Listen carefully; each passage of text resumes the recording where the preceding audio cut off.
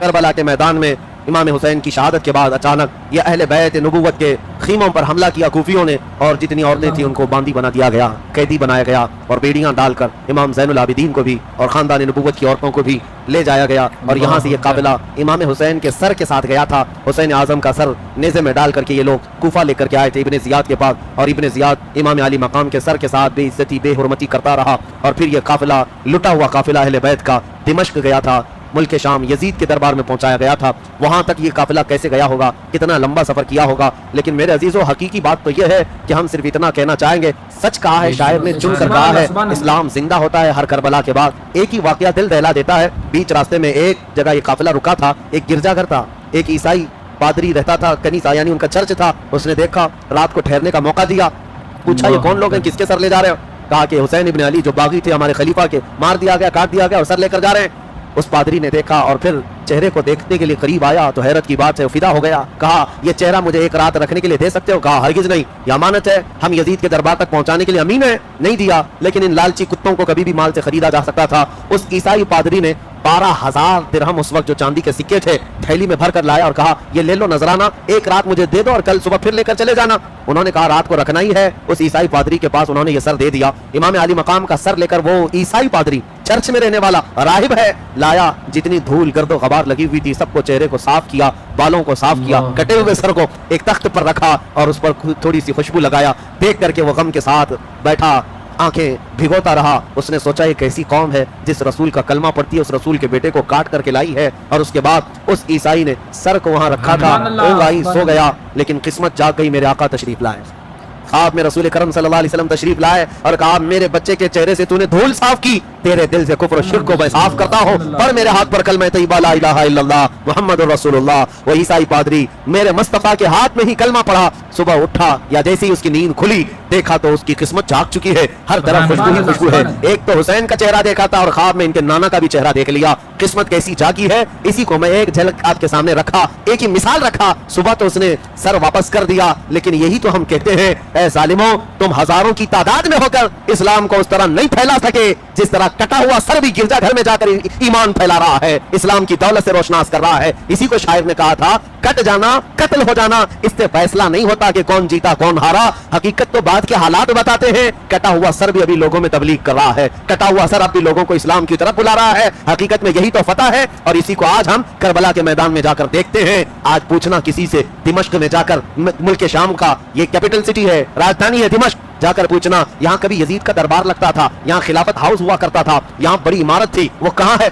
مجھے پتا ہے ہمارے ساتھیوں نے کہا کہ لوگ تمہیں پکڑ کر کے لے جائیں گے اور ایک ایسی جگہ کھڑا کر دیں گے جہاں پر یزید مر کر ختم ہوا، اس کی قبر محفوظ نہیں، لے جا کر کے تمہیں ایسی جگہ کھڑا کر دیں گے جہاں سڑن کی بدبو ایسی آتی ہے، دمشق والے اپنا پورا گاربیج اپنا کچرا جہاں لا کر ڈم کرتے ہیں پھینکتے ہیں، جہاں کتے آج بھی پیشاب کرتے ہوں گے، اس جگہ پر یزید کے متعلق لوگ بتاتے ہیں یہاں ختم ہو گیا، یہاں اس کا دربار ختم ہوا۔ اور میرے عزیزو اگر قسمت ساتھ ہے تو ایک بار عراق کے شہر اس کربلا کے میدان میں بھی جانا، وہاں جا کر کے پوچھنا سنا ہے یہاں ایک میدان تھا اور یہاں پر کوئی گھر نہیں تھا، یہاں پر کوئی پانی کا کوئی انتظام نہیں تھا اور رسول اللہ کے شہزادے کٹ کٹ کر کے گرے تھے، اس میدان میں ان کے ٹکڑے اڑائے گئے تھے، لوگ تم پر ہنسیں گے اور کہیں گے یہاں اپنا میدان ہے، نہ بے آب و گیاہ کوئی میدان ہے صحرا ہے، بلکہ کربلا کا میدان تو ایسی گھنی آبادی میں تبدیل ہے کہ اس آبادی کے بیچوں بیچ ایک عظیم قلعہ نظر آتا ہے جس کا گنبد سونے سے کلئی کیا ہوا، گنبد کے اوپر لال جھنڈا لہراتا ہوا، لوگ لے جا کر کھڑا کر دیں گے اور کہیں گے جس کو تو کہہ رہا تھا 1000 ٹکڑوں میں بدل گئے، یہ اس شہنشاہ کا دربار ہے۔ یہاں لوگ آج بھی چٹھیوں میں اپنی حاجتیں لکھ لکھ کر کے لاتے ہیں اور روضہ حسین پر ڈال کر جاتے ہیں، وہ چٹھیوں کا انبار دیکھو تو چھت تک لگ جاتا ہے۔ پتہ یہ چلا یزید کے دربار شاہی میں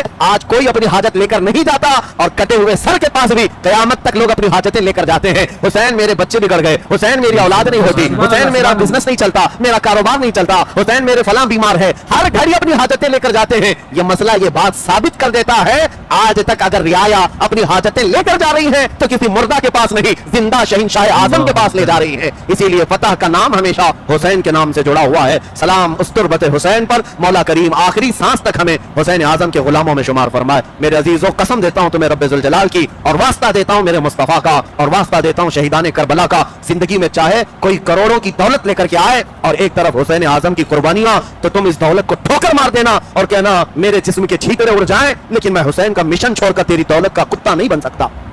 اس عہد پر آج قائم رہو، دنیا آج خریدنے کے لیے آئے گی تمہارے پاس، آج खरीद व फरोख्त जैसे पूरी पूरी पार्टियां बिक जाती हैं, घोड़े नहीं अस्तबल खरीदे जाते हैं, इस तरह तुम्हारी भी खरीदारी होने वाली है।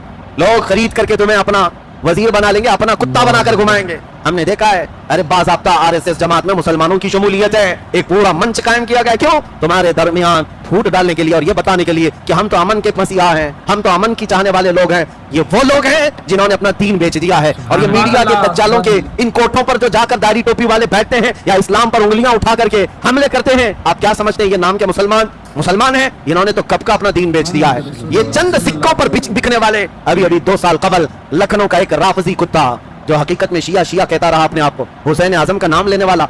हैरत की बात होती है, हुसैन का नाम लेवा कभी गैर के हाथ में हाथ हो ही नहीं सकता, नामुमकिन है। लेकिन उस कुत्ते को हमने बदलते हुए देखा, कुरान पर हमला करते हुए देखा, एक छोटी किताब लिख करके लाया कि मैं मोहम्मद की हकीकत बताता हूँ। नाउज़ुबिल्लाह मिन ज़ालिक, उसमें रसूलुल्लाह के अखलाक हसना पर हमले, तीखे हमले किए और कुरान के मुतालिक एक नया कुरान बनाकर लाया। 26 आयतें निकालकर कहा मैं सुप्रीम कोर्ट जाऊंगा, ये पुराना कुरान इस पर बैन लगाओ, मेरा नया कुरान जारी किया जाए। कौन है? एक राफजी कुत्ता पाला हुआ, यही हुकूमत वक्त का पाला हुआ कुत्ता था। और फिर हद ये हो गई कि बाद में बिल्ली थैले से बाहर आई, हकीकत क्या है वो पता चली गया, नाम भी बदल लिया, धर्म भी छोड़ दिया, घर बार छोड़ करके और फिर साधु संतों की तरह रहने की कोशिश का। मैंने तो देखा है कुछ नहीं, उनका फुजला उनकी गलाजत चाटने के लिए 6 महीने इधर उधर घूमा, लेकिन मेरे रब का फरमान सच्चा है, ये हरगिज़ तुमसे कभी राजी नहीं हो सकते। याद रखना, तुम अगर छोड़कर उनको राजी रखने के लिए बदलना चाहते हो, हरगिज़ राजी नहीं होंगे। तुम्हारी इज्जत तुम्हारे नबी के कदमों में है, तुम्हारी इज्जत रसूलुल्लाह के घर वालों में है। इज्जत ढूंढने के लिए वो तो ऐसी ही हैं बैलगाड़ी के नीचे चलने वाले कुत्तों की तरह, गाड़ी आगे गुजर जाएगी, कुत्ता अकेला रह जाएगा, कुछ होता नहीं। इनकी हैसियत इतनी है, खत्म हो जाती है, हुकूमतें आती हैं चली जाती हैं। अगर तुम इनकी हमनवाई के लिए अपने साथ अपने दीन के साथ कोई सौदेबाजी करते हो, याद रखो जिल्लत व खारी तुम्हारा मुकद्दर हो जाएगी। मैं जिस वसीम राफजी कुत्ते के मुतालिक कह रहा हूँ, हमने अब सुना है उसको वहां से भी लात मार करके भगा दिया गया।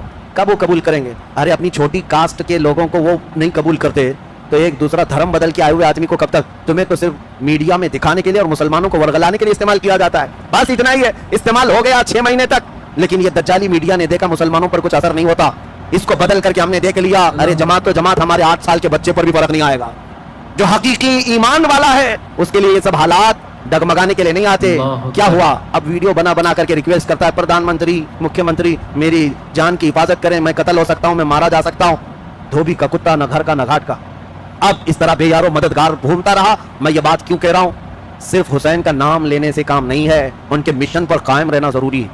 जैसी भी ताकतें आए, मैं हमेशा ये कहता हूं जिंदगी वैसी भी जाने वाली है, मरना तो वैसी भी है। तलवे चाट कर क्यों मरे? अल्लाह का दीन बुलंद करके मरे, रसूल रहमत सल्लल्लाहु अलैहि वसल्लम का नाम लेकर मरेंगे, मरना ही है।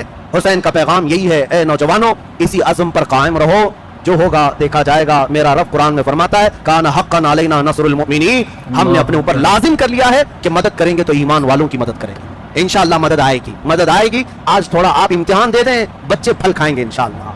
आज कुरान पर हमला हो तो कुरान को उठा लो, कुरान पढ़ना सीखो, अपने बच्चों को पढ़ाना सिखाओ। स्कूल जाने पर जितनी सख्तियां करते हो, ना जाने पर उतनी सख्तियां तुम्हारे बच्चों के मदरसा ना जाने पर भी हो कि बेटा सबसे पहले नंबर पर अल्लाह का कलाम है, कुरान पढ़ ले, बाद में दुनिया अल्लाह सदके में अता करेगा। मुसलमानों तुम्हारे घर में ये रिवाज आ जाए, आप अपने बच्चों को, किसी एक बच्चे को भी, आज का ये मेरा पैगाम है खुसूसी, मैं ये चाहता हूं कि एक घर का बच्चा भी जाहिल रहने ना पाए, कुरान से गाफिल रहने ना पाए। इतना तो हो कि कल कुरान उठाओ क़यामत के दिन तो कुरान तुम्हारी सिफारिश करे, ए मौला ये मुझे पढ़ता था। हदीस में है जो सूरह मुल्क पढ़ता है ना तबारक, क़यामत के दिन ये सूरह अल्लाह से झगड़ा करेगी। लफ्ज झगड़े का है, ए मौला ये पढ़ने वाले की अगर तू बख्शिश नहीं करेगा तो मुझे अपने कलाम से निकाल दे। रब ताला सूरह मुल्क तबारक के इस मुकद्दमे को सुनकर फरमाएगा तुझको पढ़ने वाले की मैंने बख्शिश कर दी, जा तू उसे जन्नत में ले जा। मरने के बाद ये सूरह तबारक कुरान की सूरह है, जो पढ़ता था ना मरने के बाद कब्र में जाता है, रिवायत में मौजूद है, तुम तो सब दफन करके जा चुके होंगे, ये सूरह मुल्क तबारक अल्लाह के पास जाएगी और अपने इस पढ़ने वाले की बख्शिश के लिए झगड़ती रहेगी। अल्लाह जब कहेगा माफ कर दिया जा, ये सूरह मुल्क जन्नत में जाती है, तकिया लेती है, बिछोना लेती है, हवा का इंतजाम करती है और वापस सूरह मुल्क कब्र में आती है और आकर के उस मैयत से कहती है देख मैंने तेरी सिफारिश की, अल्लाह मान गया और मैंने तेरे लिए जन्नत से तकिया भी लाई और मैं तेरे लिए बिछोना लाई, कहीं मेरे आने में देर तो नहीं हुई। मैयत से सूरह मुल्क ये कहती है जो कब्र में हमारे लिए साथ दे वो कुरान है, आज उठाओ कुरान मेरे अजीजों। जालिम कुत्ते अगर कुरान को चला रहे हैं तो उसका जवाब ये है कि हर बच्चा कुरान उठाए। हमारे खानदान में ये आज़म करो एक बच्चा तो कम से कम हाफिज कुरान होना चाहिए कि नहीं होना चाहिए? आप ये आज़म करो, कॉलेज पढ़ाओ, यूनिवर्सिटी पढ़ाओ, डॉक्टर बनाओ, इंजीनियर बनाओ, क्या फर्क पड़ता है हाफिज कुरान इंजीनियर बन जाए? क्या फर्क पड़ता है तुम्हें डॉक्टर भी हो और हाफिज कुरान भी हो?